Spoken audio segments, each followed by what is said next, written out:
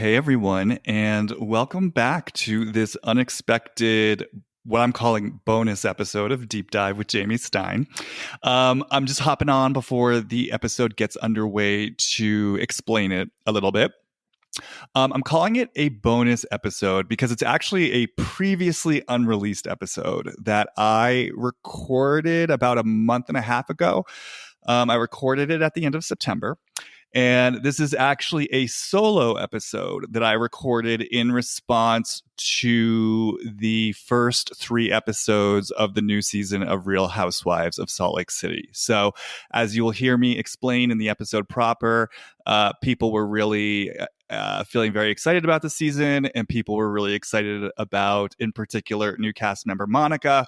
And I just found myself having thoughts, feelings, first impressions that went against the majority narrative when it came to Monica. And I wanted to get some of my thoughts out. So I recorded them in this episode. I didn't end up releasing this episode, quite frankly, because I just didn't have the time to edit it right away. And it was one of those things where I kept meaning to come back around to it. And then as the weeks went by, I realized a lot of time had passed since the airing of that most recent episode. And I just figured, you know what, this is probably moot at this point, and no one's going to really care to hear this. Now, having said that, I have decided to dust this episode off because, as I'm sure many of you who are listening to this are aware, there's been a whole swirl of rumors emerging about Monica and forthcoming drama on the show and who this woman really is. And I'll give a little explanation as to these rumors in a moment for those people who don't care about being at all spoiled about possible future storylines on the show. But the gist of this re-release is really just that I thought it would kind of be an interesting time to put this episode out there because it's kind of basically a preserved time capsule of, like I said, my initial hits when I came to Monica, because I definitely had reservations.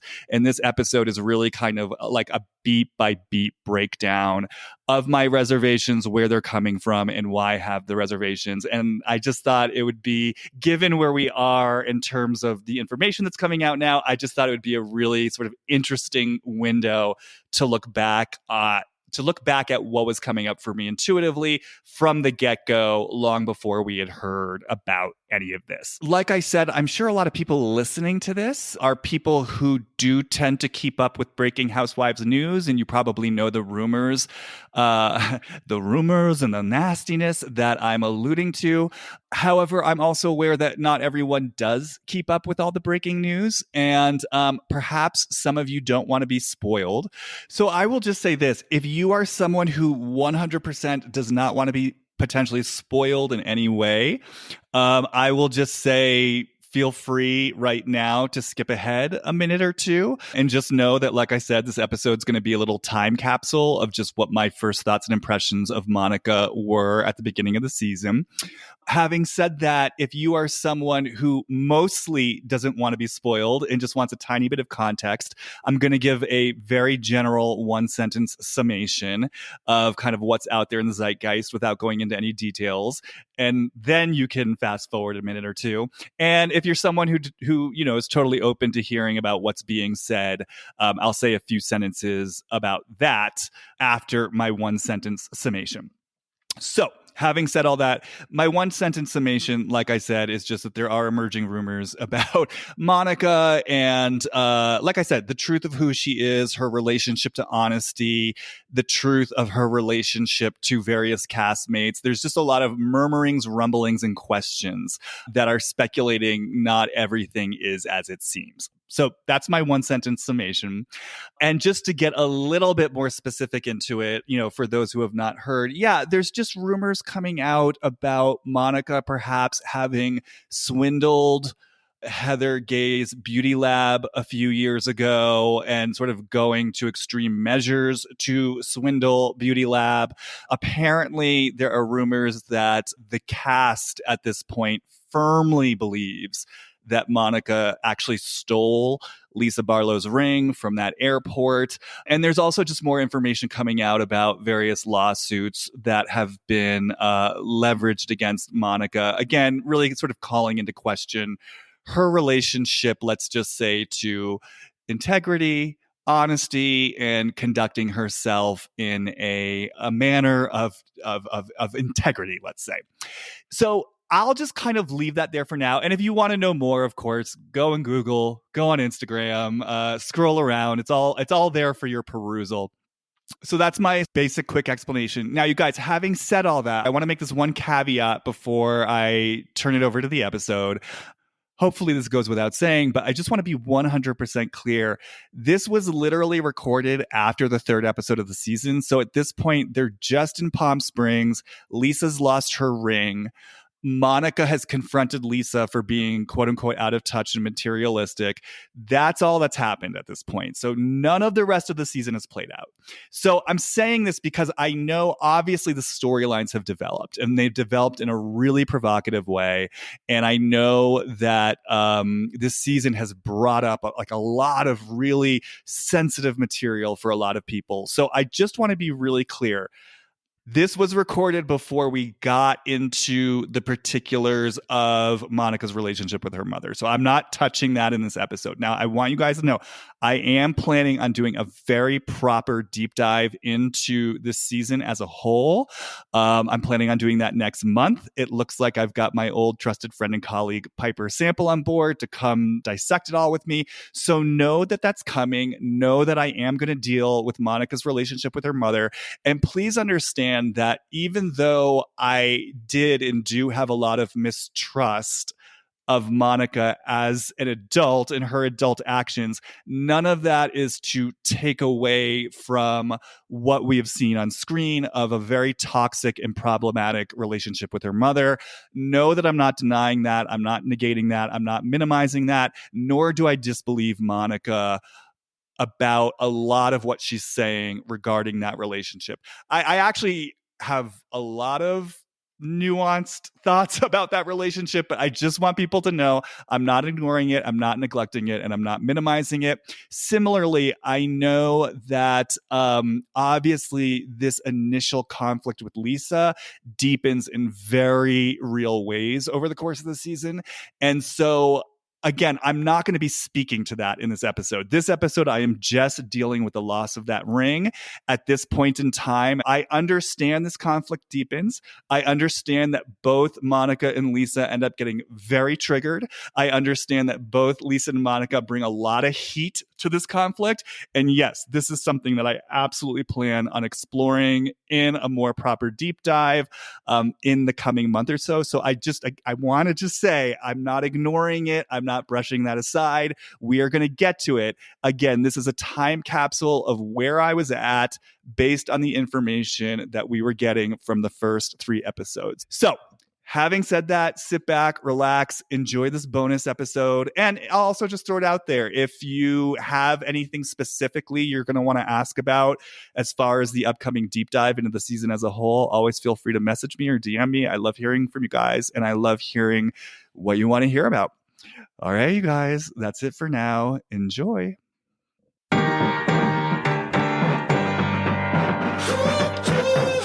Hi, and welcome to Deep Dive with Jamie Stein, where we take a deep dive look at all things reality TV, pop culture, and the world at large. I'm an intuitive and an empath, which means I pick up on the thoughts, feelings, and energy percolating in other people and the world around me. I believe there is meaning waiting to be found at every turn if you're willing to see it. So join me as we dismantle everything from trash TV to high spiritual concepts and learn more about ourselves, each other, and how we're all connected.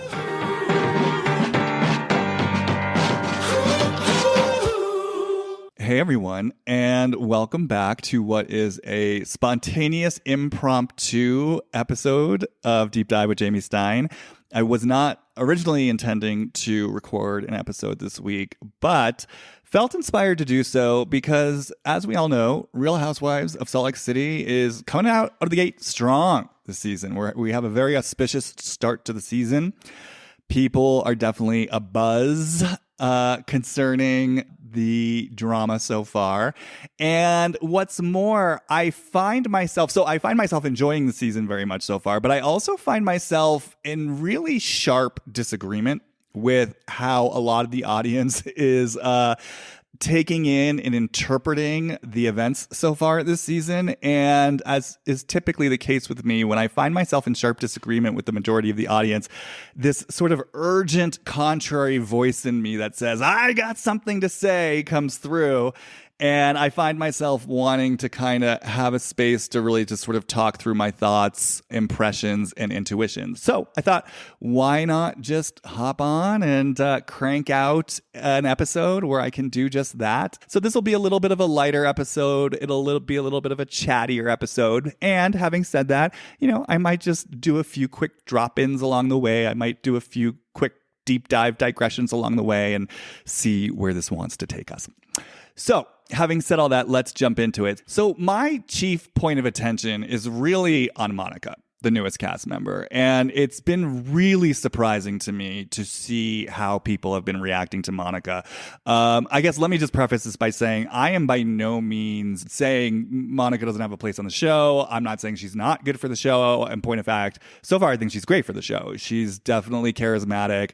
She's got on-camera presence. She's outspoken. She's living out loud.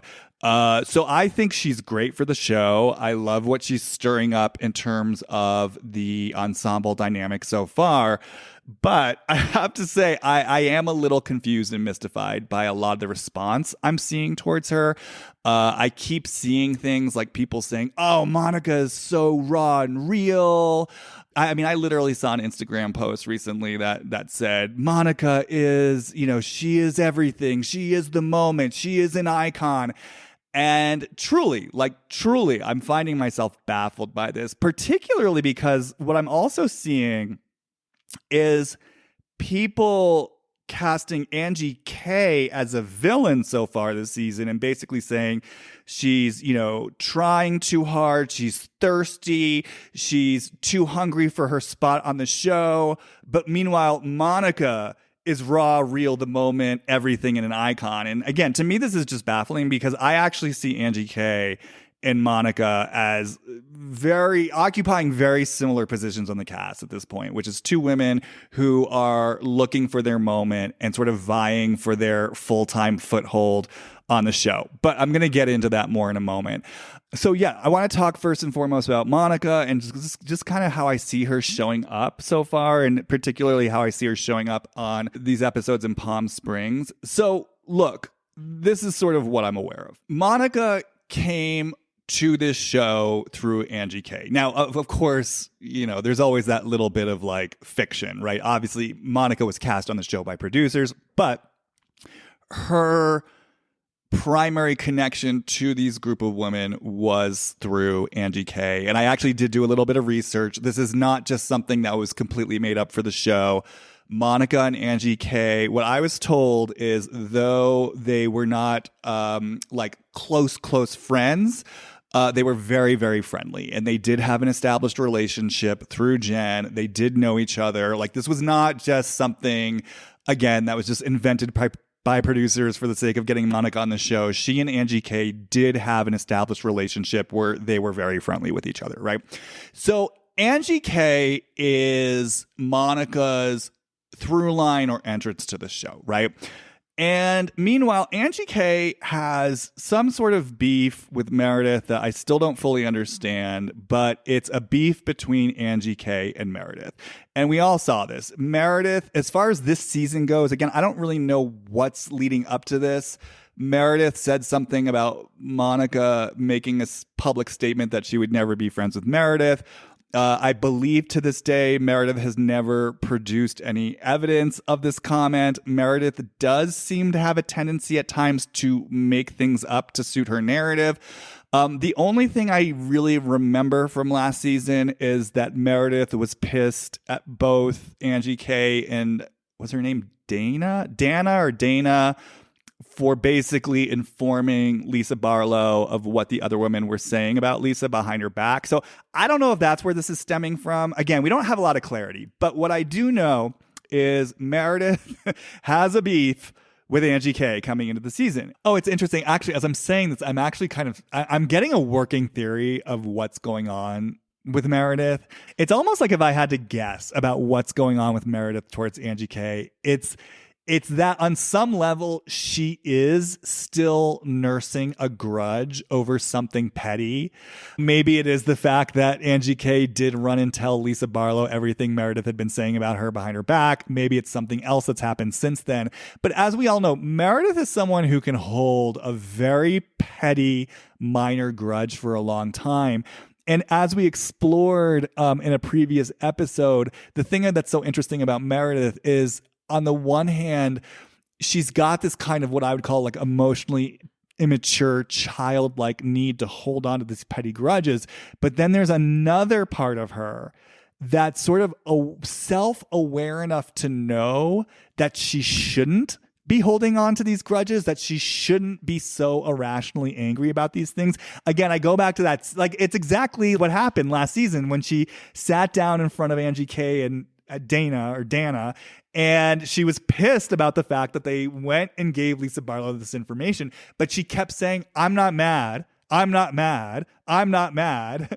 But really, I'm mad. And again, it's that notion that she sort of knows she shouldn't be mad, but she is mad. And so it's almost like the sense I get right now is that there's some petty minor grudge that Meredith is still holding against Angie K, but some part of her knows she shouldn't be holding on to the grudge. So rather than just letting herself be mad over whatever the hell it is she's mad about, she's now creating some fake reason to be mad at her, aka you publicly stated you would never be friends with me. Because if you watch the scene, basically Angie K is calling her out for passive aggressively not inviting her on the trip. She's calling out Meredith's emotionally immature childlike grudge. And Meredith's response to that is, why would I invite someone to the trip who publicly claims she would never be friends with me? And again, to this day, she's never offered any proof that Angie K ever actually said this. So it's almost like what's coming to me in this moment is Meredith was grabbing for some quote unquote legitimate reason that would justify her not inviting Angie K on the trip, which then means that Meredith isn't actually being passive aggressive, isn't necessarily holding a petty, immature grudge, and then she can kind of continue to claim to be above it all. Oh my God. I mean, if I'm correct about this, do you see how tiring and exhausting it is to like build a labyrinth around the truth of your feelings? Oh my God. If Meredith would just surrender to the truth of her rage and give herself permission to own it and express it and work with it in a healthy environment. I'm not saying, go run around screaming at people, which essentially is kind of what she's doing now, but to find a therapeutic healing space where she can deal with her anger and her rage in a real way. Oh my God, Meredith would have so much more energy for constructive things in her life, because I'm exhausted just talking through the labyrinth that has possibly gotten created around all of this. And so Meredith pulls a passive aggressive punch, right? She organizes a cast trip and purposefully excludes Angie K. Now, I think all of us are seasoned enough to know this really is like a fuck you from Meredith to Angie. She's intentionally excluding Angie from a cast trip when everyone knows that Angie is an established cast member of the show this season. So Meredith kind of fires the first shot this season, right? So Angie K retaliates with her own passive aggressive move of showing up on the trip uninvited regardless, right? So basically there's a tete-a-tete between Meredith and Angie K, and they're both kind of delivering their blows, and it's sort of an escalating tension between them. Now, here's the thing. This fight, this situation has nothing to do with Monica. It has zero to do with Monica. Monica does not have a dog in this fight. She was not there for its origins. She had nothing to do with the dynamic between Meredith and Angie K. It literally has nothing to do with her, right? So she's here on this trip. She's originally friends with Angie K, for however many years. There's a beef that has nothing to do with her that, by the way, she actually, to my understanding, she doesn't even know anything about, right? So Meredith and Angie are having their back and forth. Like I said, Meredith has purposely not invited Angie to the trip. Angie has purposely showed up to the trip. They're all sitting around talking about their plans. Meredith makes a comment basically where she's pairing the different women off for their shopping, their trust building shopping trust exercise, and basically, turns to Angie and says, well, Angie, I didn't know you were going to be here. So basically you're going to have to fend for yourself, which again, it's all part of the building, escalating tension between them. It's a little bit of a passive aggressive fuck you from Meredith to Angie. To which Angie replies with her own kind of passive-aggressive, fuck you.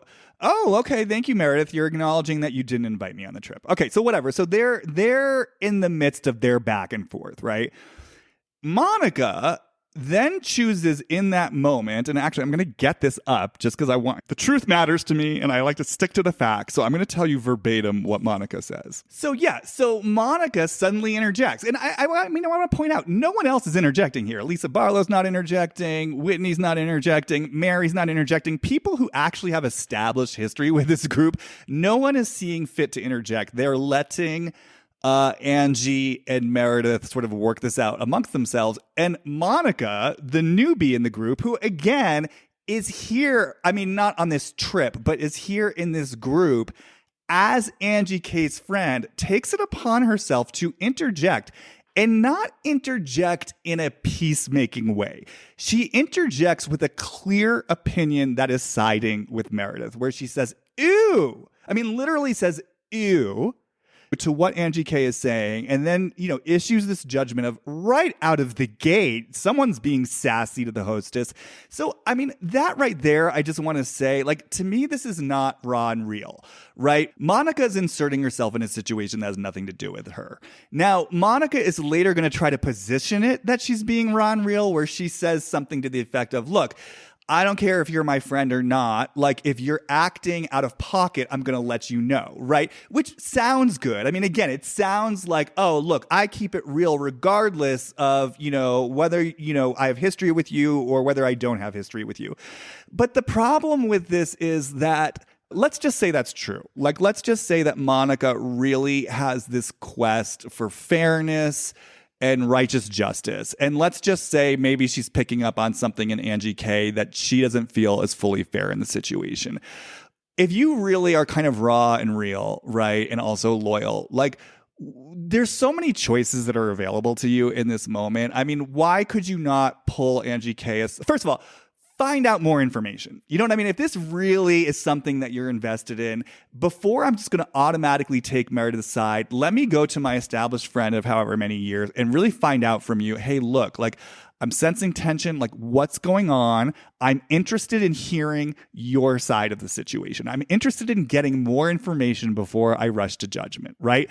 Or let's just say you have all the information and you still think your friend might be in the wrong, pulling your friend aside and very gently saying, hey, look, I'm concerned for you. I'm seeing you sort of behave in a certain way. It feels like you're getting really triggered and activated. I'm concerned on your behalf. Can we talk through this to get you to a place of more calmness so that you can sort of behave with more integrity and the person that I know you are, Or if you genuinely want to work things out between these people, can you if you're going to step into a situation that has nothing to do with you, can you step in a way that's actually going to promote peacemaking, that's going to promote reconciliation between these two of hey guys, let's sit down. I know both of you. I like both of you. I think you're both good people. I know there's a way we can work this out if you guys are just willing to listen to each other. These are some of the options of what Monica could do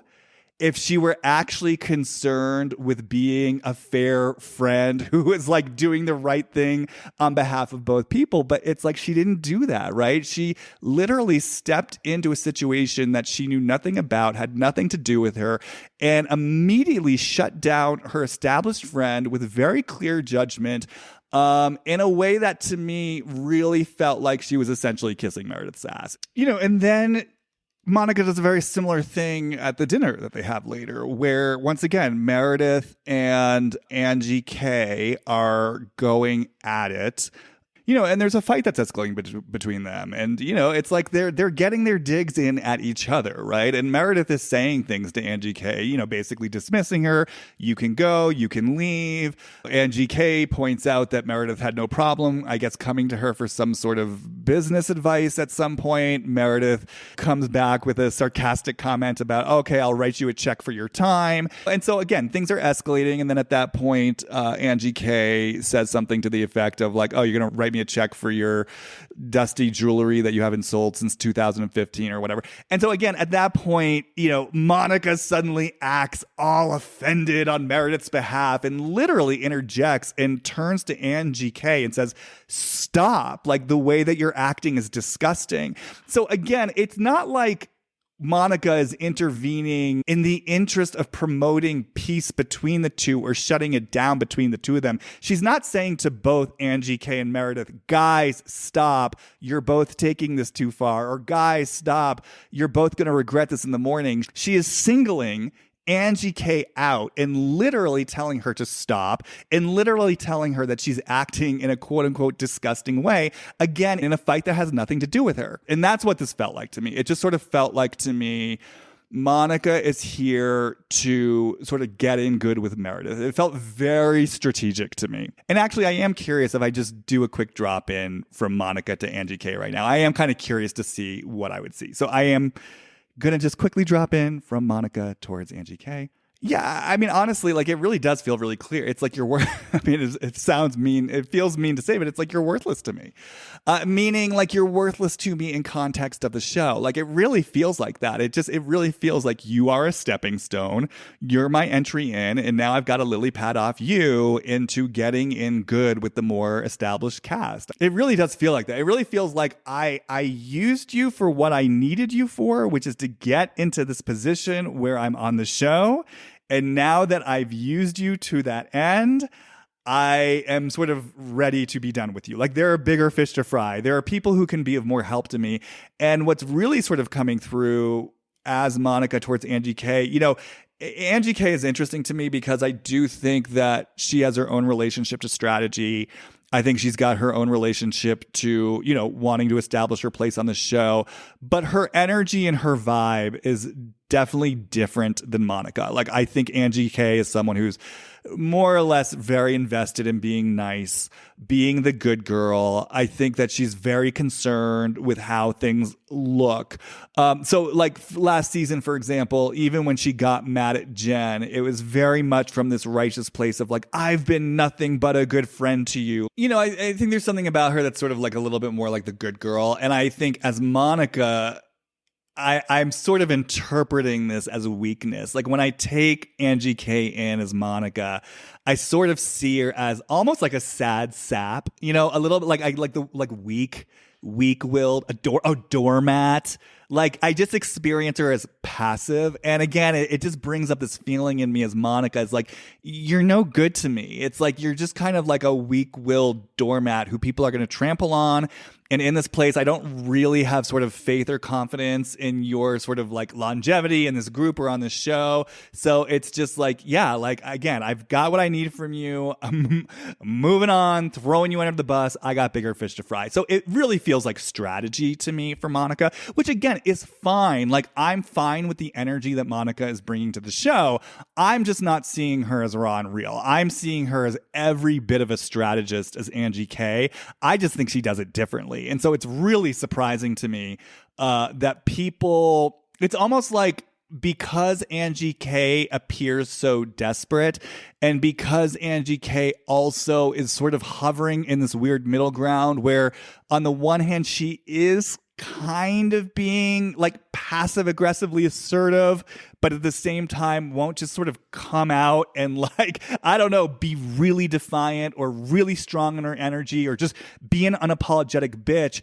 I think that people, they're having kind of like a lukewarm response to her because she is kind of sort of tepid and wimpy and also sort of squirrely in her energy. But it's almost like because of that, because there's something quote unquote perhaps unlikable in the way that Angie K is showing up, it almost feels like because Monica is like speaking out against her and speaking out against her with a really strong voice, people are like interpreting that as raw and real. When in reality, it's just as sort of sneaky and strategic as Angie K. It's just a bolder, more defiant voice, and it's maybe calling out something that is in fact a bit annoying in Angie K. But again, I don't think it makes it any less strategic. You know what this reminds me of? It reminds me so much of when Margaret Josephs came on the scene in Real Housewives of New Jersey. And I will never forget her introduction to the show. And you know, anyone who listens to the podcast knows I'm definitely someone who's never trusted Margaret. I've never trusted her from the beginning for this exact reason. If you remember, like, her entry to the show and the way that she really kind of like got a foothold in the cast, it had a lot to do with Siggy, because much like with Monica and Angie K, Siggy was the kind of entrance for Margaret into the friend group. And then they went on this trip to Florida. And then kind of like, you know, in the same way that Angie K is acting in a, you know, you could say an unlikable way, Siggy had that freak out where she bought a cake, I think for Melissa's birthday, and they ended up getting into a food fight over the cake. And Siggy had an incredibly over-the-top, unhinged reaction. And make no mistake, Siggy completely blew it out of proportion. Siggy was clearly in some sort of historical feelings that had nothing to do with the present day situation. Again, she was behaving in an unlikable way, right? And so then what happens is there's this whole fight that breaks out between, I think, like Melissa, Teresa, and Siggy. And Margaret's there as Siggy's friend. And again, it's like you have choices in this situation, right? First of all, you can completely abstain from the situation, right? Again, this is a situation, it has nothing to do with Margaret. It's not Margaret's cake. It's not Margaret's friendships. There's an established history between Siggy, Melissa, and Teresa that has nothing to do with Margaret. Margaret could have just sat on the sidelines minding her own business and like no one would have batted an eyelash, right? But Margaret chooses to insert herself. Now, okay, that's fine. Margaret has a choice of how she inserts herself. And I just remember like taking in the fact that Margaret in no way tried to like pacify the situation. She didn't try to be a peacemaker between the two parties. She didn't come in and say, hey guys, look, like Melissa and Teresa, you seem great. Siggy, I know you're great because you're my friend. Let's work this out. Again, she didn't pull Siggy to the side and try to calm her down. She didn't do anything that would constructively help the situation. What she did was she saw her friend who brought her into this friend group having a hysterical reaction. She saw her friend crying. She saw her friend distraught. And what she decided to do was to actively side with Teresa and Melissa and actively make fun of Siggy. She called her soggy flicker. She made fun of her tears. And again, it was a situation where, like, I think because Siggy was acting so over the top, people sided with Margaret and thought it was amazing that she was calling Siggy out. And yet for me, I was sort of sitting there thinking to myself, like, you two have an established friendship. And again, you're not intervening in a way that's to promote peace. You're literally making fun of your friend's tears. And that for me early on was the moment where I just realized Margaret's going to do anything for the sake of the show. She's going to throw anyone under the bus for the sake of the show. This is a woman who cares about her spot on the show, and she will do anything to maintain it and to position herself in a way that's to her best advantage in terms of longevity on the show. And I see the exact same thing happening with Monica right now. So this is just me, you guys, saying, mark my words. For anyone who thinks Monica is raw and real, I really believe from what we've seen, she's not to be trusted. The other thing that I want to say about Monica too right now is that it's really not lost on me that she has now mentioned twice in like 2 or 3 different episodes the fact that she has slept with her brother-in-law for 18 months. Now, When she first brought it up, it felt more organic because I believe she was talking to Heather about why she may have been excommunicated from the church.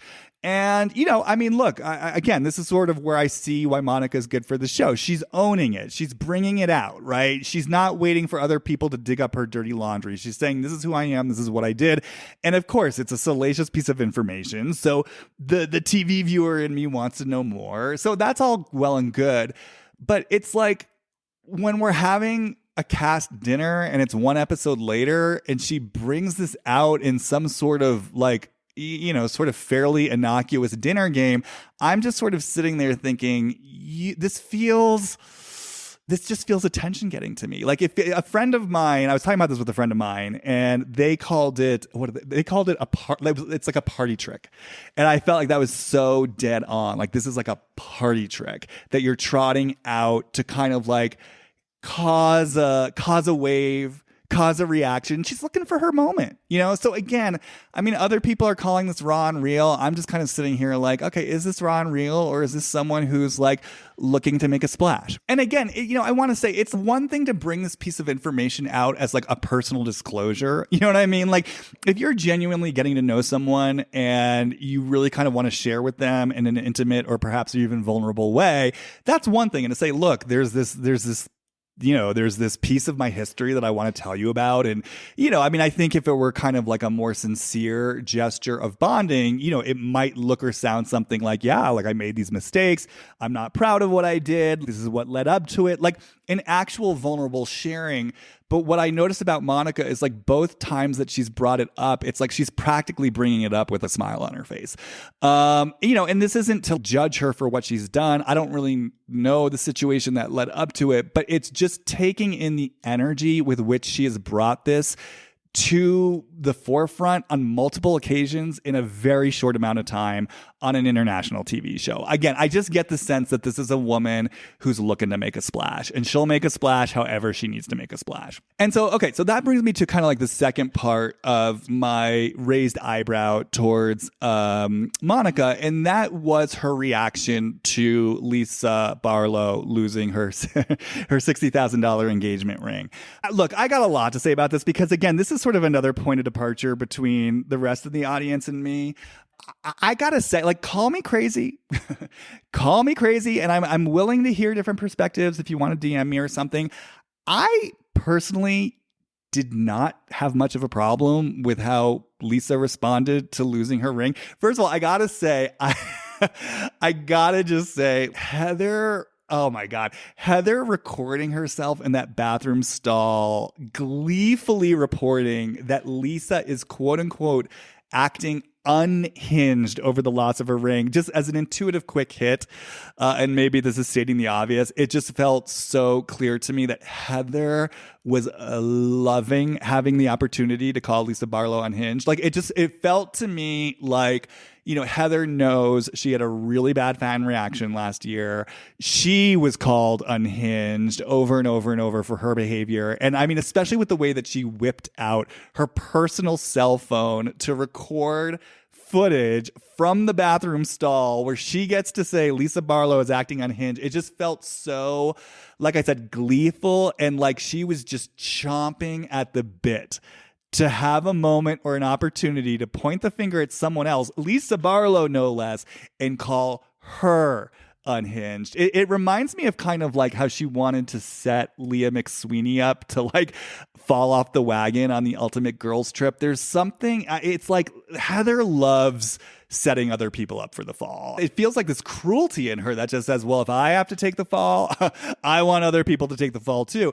And meanwhile, what we could hear of Lisa in the bathroom, to me, it actually didn't sound that unhinged at all. It sounded like a woman who just lost her $60,000 engagement ring and she was looking for it. So it was interesting to feel Heather's glee at being able to call Lisa unhinged, but then also like hearing evidence to the contrary at the same time.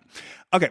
That aside, like I said, I watched these episodes a day late because I watched them on Peacock. And so I'd seen like a lot of murmurings again in the zeitgeist about, the way that Lisa was reacting to losing her ring. So I was expecting something much, much worse. And like I said, I didn't really have a problem with Lisa's reaction. I think look, I think if you lose your engagement ring, that's a really huge deal. That is not just losing a piece of jewelry. That is losing a piece of jewelry that has deep sentimental value. And I guess call me crazy. I guess call me materialistic. But yeah, if you own a $60,000 ring, your engagement ring, no less, and you lose that, I would imagine that would be very upsetting. I mean, just for point of reference, I don't have an engagement ring, but I do have a piece of jewelry that's very meaningful to me, which is I saved one of the teeth of my beloved dog, Bobby, who passed away a few years ago. And I got the tooth made into a really nice piece of jewelry where I got it encased in gold and it's got some diamonds on it. And I wear it quite often as a way to stay connected to my dog. And I bring this up because actually during my travels over this past year, there was a moment where I was trying to put the necklace on and it almost dropped down the drain of the bathroom sink.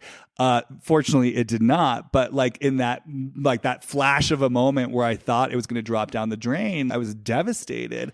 And by the way, this necklace does not cost anywhere near $60,000. It was like a little bit less than $1,000. But you know, the reason why I say all this, it's like if that necklace had dropped down the drain, you bet your bottom dollar, like I would have been on the phone with my friend saying, I cannot believe this. I just lost this necklace that means so much to me. It was Bobby's tooth. And I'd also probably saying, that's like $1,000 down the drain. I don't know. Again, call me crazy. Like when something has sentimental value and when something has deep financial value, it sucks when you lose it. And I thought Lisa was just being really transparent about the fact that she was upset that she lost a ring of both deep sentimental value and also deep monetary value. And I don't really see the problem with that. I mean, I'm going to go out on a limb here and say I actually thought she was pretty calm about it. And part of me couldn't help but wonder if this is one of those things too, where it's like, because it's on TV, it reads differently. And that was kind of the one thing I was thinking, like, okay, maybe I kind of understand the optics of this, where Lisa, she's not just like on a private trip with her close girlfriends, right? She is on TV. And so, yes, I understand the notion of like most people, myself included, cannot afford a $60,000 ring. And so maybe there's something about the optics of how it looks to be repeatedly mentioning the price of the ring, especially in a world where we tend not to talk about the prices of things. But I want to say a couple things to that. First of all, it feels a little bit unfair to me because I feel like the whole point of these shows, The Real Housewives, is that it's supposed to feature like quote unquote aspirational women who are leading glamorous, fabulous lives that are in large part defined by wealth. And I feel like we hear that over and over in the viewing audience. I mean, we complain when someone's not actually rich on the show, and we celebrate when someone's actually rich on the show. I mean, remember when Beverly Hills aired and everyone was like, oh, they're actually really wealthy. Like, we say we want the lifestyle, we say we want the wealth, we say we want the money, we say we want the escapism. Well, okay, so here we have a woman who seems to be genuinely wealthy and can afford a $60,000 ring, and she loses the ring and she's upset about it. And I don't know, it just feels a little bit like an unfair setup where it's like, well, what do we want here? Do we want to watch a show about wealthy women who are leading a different type of life than most people can afford, or do we not? And is it fair to demand that of our housewives, but then be critical of them when they are very much living and embodying that lifestyle at the same time? I've seen a lot of people compare Lisa talking about the $60,000 ring to like Dana Wilkie on Real Housewives of Beverly Hills when, she came in with the pair of sunglasses and had that notorious moment. I think Camila complimented the sunglasses and Dana was like, oh, do you like them? $25,000. People have been comparing those two moments. And to me, it feels completely different. I mean, it feels completely different. Look,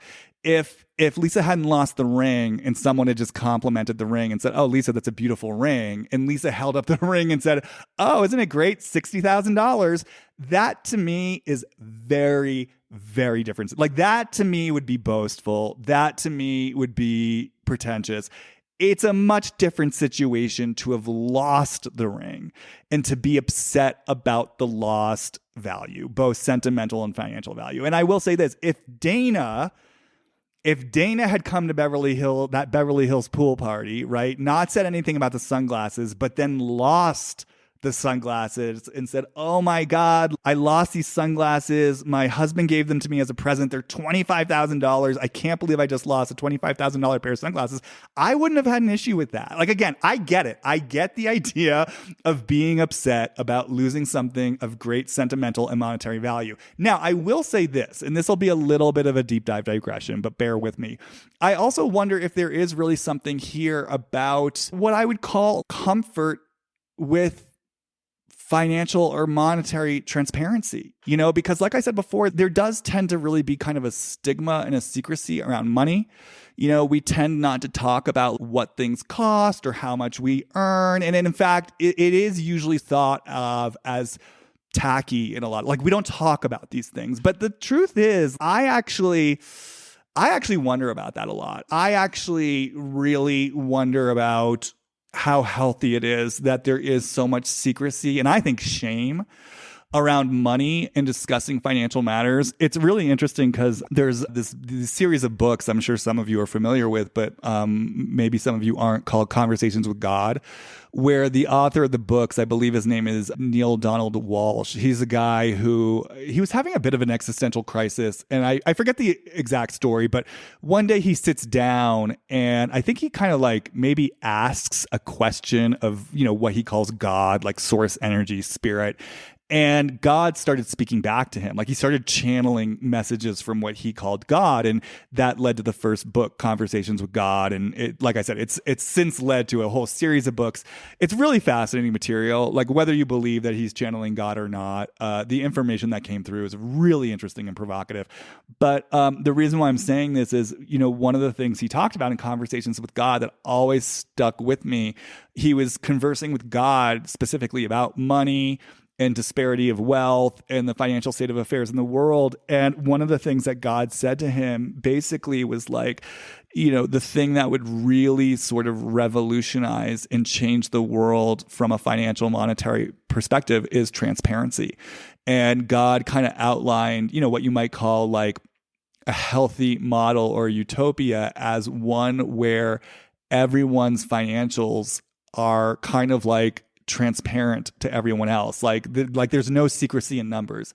Everyone knows how much everyone else has, how much everyone else is making. And one of the points that God made in this book was basically, if people knew, like, that basically the current inequity of wealth and the current like uneven distribution of wealth is in so much held in place by the lack of transparency and the lack of just readily available information about the actual numbers. And God was saying, if people really knew about the actual disparity of wealth and like what the 1% was making and like what the 1% had versus what the rest of the world had, God was basically saying there would be riots in the streets. Like people would demand a revolution. They would demand a reform. They would demand, some sort of like overhaul of the system so that there could be a more fair distribution of wealth. And like I said, God was just sort of saying it's the secrecy and a silence that holds all of this in place. The other thing too, that is sort of tangentially connected to all this, I think a lot about Bethany's reality reckoning.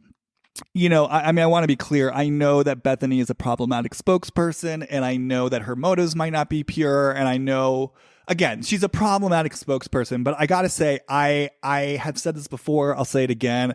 I do agree with the underlying message of what she's talking about. And I agree very specifically with the notion that these shows make a tremendous amount of money for the people producing the shows.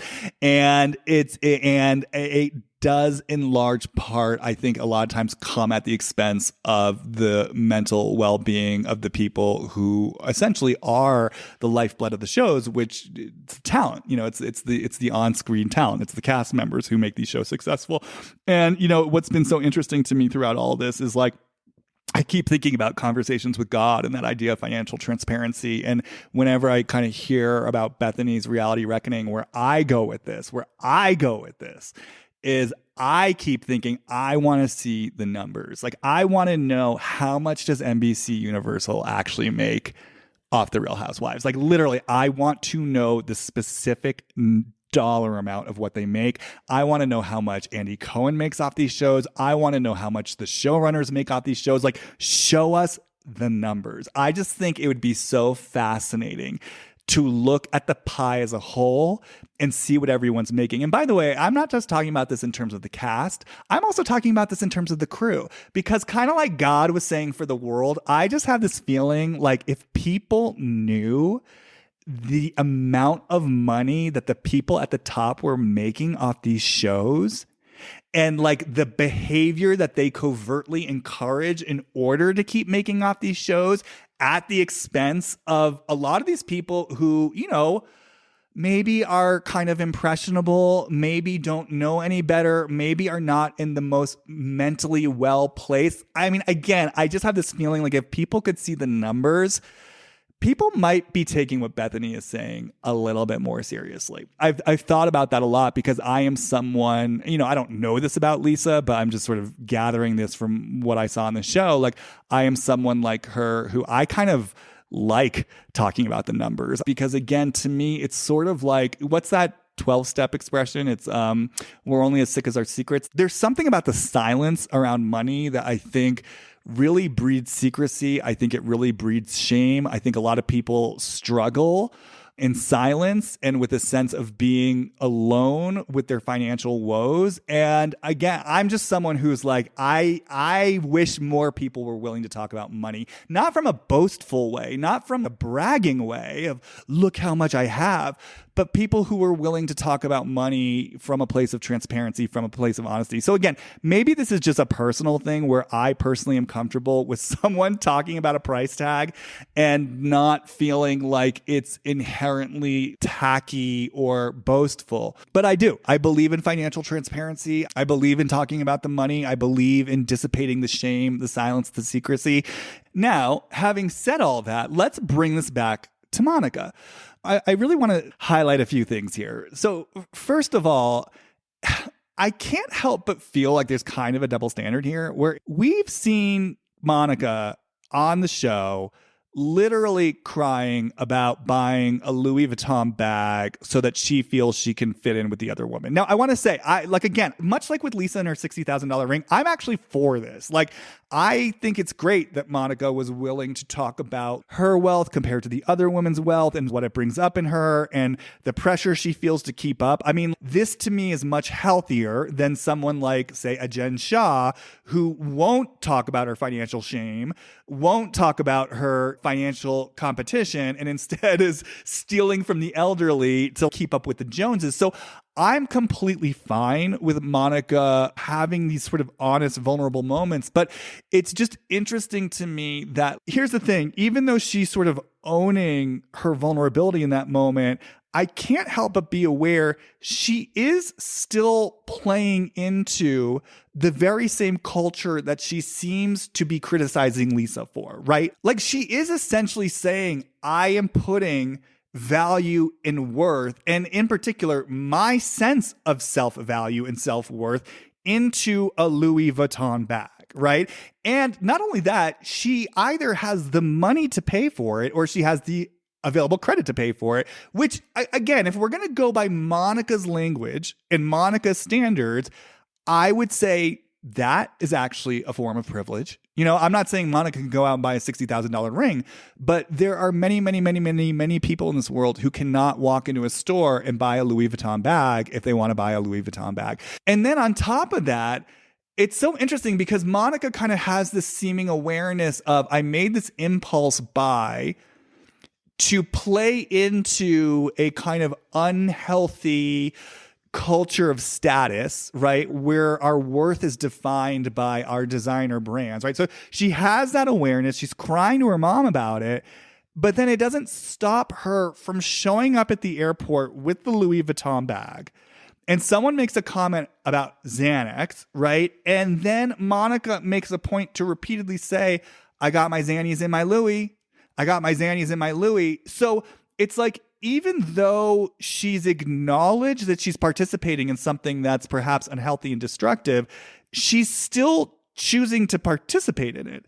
And she's still vying for a sense of like respect and position in the group by flagrantly referring to her Louis, which in a way, I mean, she's literally doing the thing that she's accusing Lisa of doing, which, by the way, I don't think Lisa was even doing. I genuinely don't believe Lisa was dropping the price tag of her ring to brag.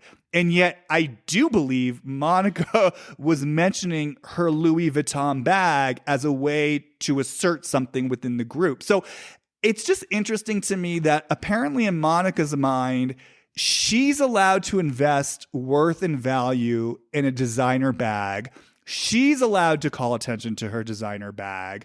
But if Lisa Barlow loses a $60,000 ring and mentions the price tag, suddenly Lisa is coming from a place of privilege. And to me, like I said, to me, the math isn't mathing, as the kids say. I just feel like if Monica is going to give herself space and grace to be caught up in designer things and what things cost and the worth of value of that, well, why is it then that Lisa Barlow can't potentially do the same thing? Again, I don't actually think Lisa was doing the same thing, but according to Monica, that's what Lisa was doing. So again, why is it okay for Monica to do it, but it's not okay for Lisa to do it?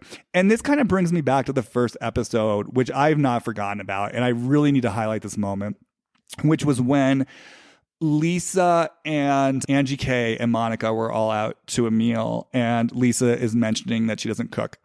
And there was just that moment where Monica asks Lisa Barlow, she's like, oh, does John cook? And Lisa says, yeah, he's a great cook and, he makes me food. And I think Monica even used the word privilege again there. And she's like, oh, well, that's a privilege.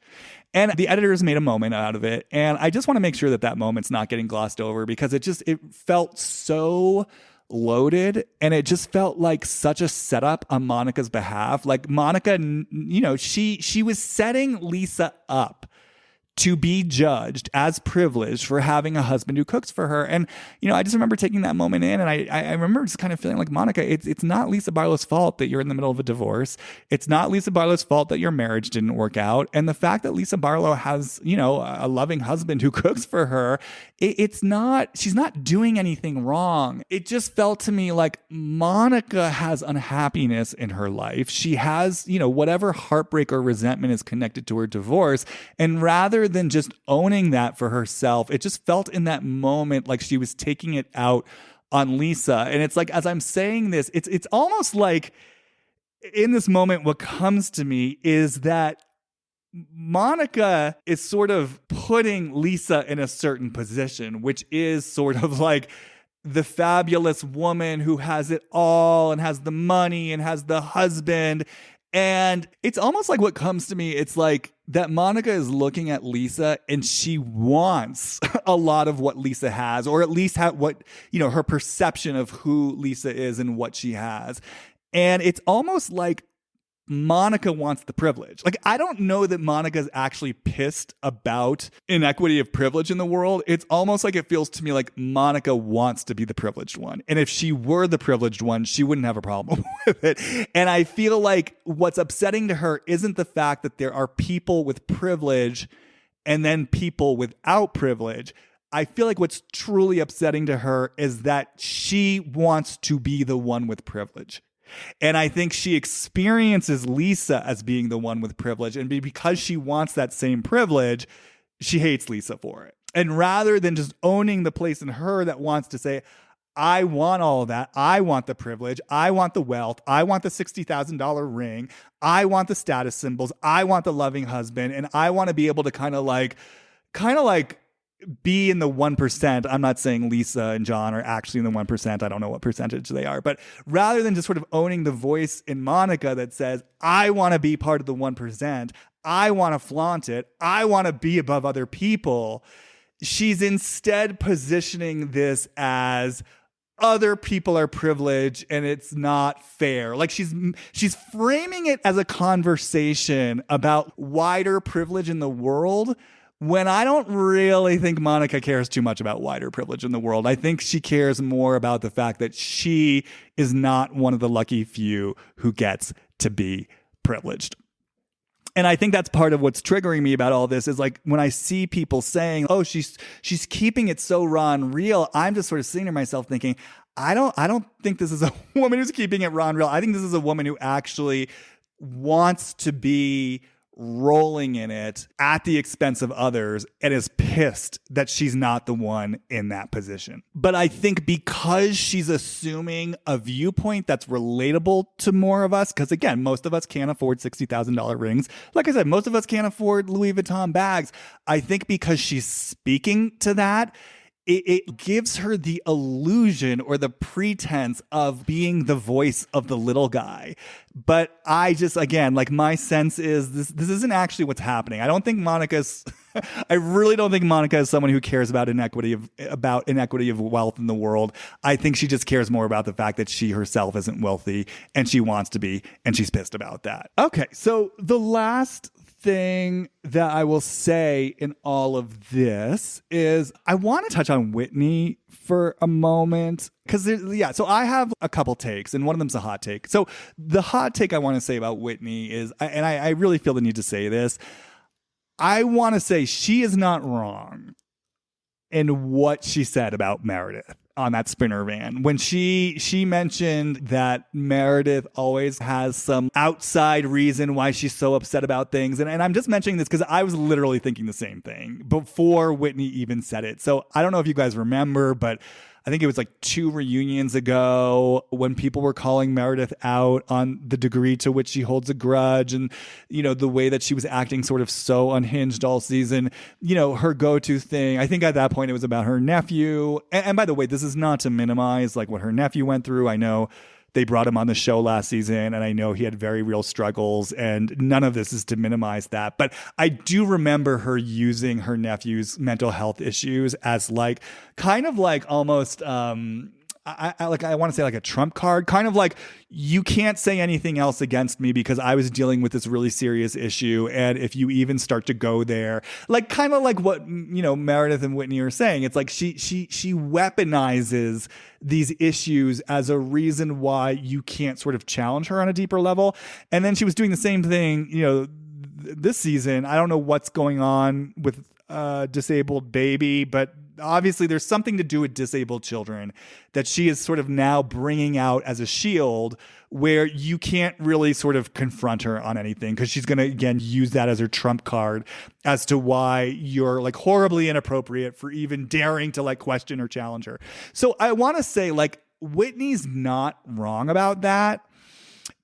But what's interesting to me is Whitney, and this is to Mary's point, it's like Whitney chooses these really weird moments to interject. So kind of like I was saying about Monica and Margaret with Siggy Flicker, like interjecting in these moments that sort of have nothing to do with them, like in the middle of conflict where they're not really doing something that's going to bring peace to the situation. If anything, they're just going to make the situation a lot worse. It's like Whitney can see on that Sprinter van that Meredith is deeply upset. She's clearly still triggered by this argument. And it's like, that's the moment that Whitney chooses sort of to bring in, again, what I think is actually a very sort of perceptive piece of truth, which is that Meredith kind of hides behind these outside issues as a way to deflect from her participation in conflict. But it's like, this has definitely been a theme with Whitney. I mean, I just remember like first season, that was Jen's big issue with her, which was Whitney chose to bring some piece of inflammatory information to Jen in the middle of Sharice's birthday party, even though Jen made it clear like she didn't want any drama there. And then I'm just thinking about last season too, the way she brought this information about Lisa and the rumors out in the middle of a barbecue, like where they were all drunk. It's like she has this habit of finding these moments that feel like the least productive moments to bring out her, like to deliver the information. Let's go back, or no, what was it? I'm going back to Roni season 3. Alex McCord delivered the message to Jill Zarin. It feels like Whitney likes to deliver messages, but it's almost like she either unconsciously, semi-consciously, or maybe even consciously chooses the most inopportune times to deliver the message. She delivers the message in times where it's going to escalate chaos and conflict rather than de-escalate chaos and conflict. And it's funny because like if you go back and watch the episode, Meredith literally says, let's table this for right now. Like she says, let's table this for right now. And so, I'm a big believer in honoring boundaries. Even if, let's just say Meredith is being unconsciously manipulative, which I do believe there is deep truth in that. Like I said, I do believe Meredith weaponizes this stuff to kind of like, quote unquote, disengage from conflict. But the fact is, if Meredith is saying, let's table this for now, that is a very clear request. And it's a clear request that Whitney then just trampled all over and actively refused to table, and instead to deliver her message about like Meredith conveniently wielding outside issues as a way to disengage from conflict. And it's almost just like, as Whitney, yeah, it just feels to me like it reminds me of Glenn Close in Fatal Attraction. I won't be ignored, Dan. You know, it reminds me a little bit of like what I explored in terms of Tamra in the last episode. It feels like Whitney is someone who actually can be quite perceptive and can see things. I think there is kind of a truth teller in her. And I think that's something that she had obviously had to disown in her history a lot. And it's almost like now there's just this sort of like shitty, angry part of her that's kind of saying like, again, I won't be ignored. Like, I won't be ignored. The truth won't be ignored. I'm tired of being shut down. So I'm going to deliver these messages in these moments where it's just going to cause the most chaos. Like, again, it's like, I want to be seen and heard. Like, I'm going to make sure you see and hear me. I'm not sweeping this under the rug. Like, I am going to bring this out at the most volatile moment. So everyone else has to fucking deal with it. And I think it's difficult because what ends up happening is Whitney, it's like there's this truth teller in her, but right now it's like so mixed in with this kind of vengeful provocateur, you know, who again just wants to be seen and heard in the places where she wasn't seen and heard historically. I just wanted to speak to this because even though I agree with Mary in the sense that Whitney does have this trouble-making way of poking at people, places, and things to get a reaction, I still feel like there's something here that's getting lost in the shuffle, which is Whitney does have a valid point about Meredith. And so, again, I want to bring in all sides because that's what makes these situations nuanced and complex. And I think ultimately interesting that there are always multiple threads happening at once. And just because it may be true that Whitney has a bit of a shit-stirring provocateur in her, it doesn't negate the parts of her that do see things clearly. All right, you guys, I got that all off my chest. Thanks for bearing with me in this chattier, little bit bitchier episode than usual. Sometimes we just got to get it out of our system. So excited to see what's next. Definitely excited to see how things unfold with Monica. And we can see in the coming months if this is a raw, real spokesperson for the people, or if my intuition is correct that there's a lot more to be revealed. Okay, you guys, let's see you on the flip side. Bye.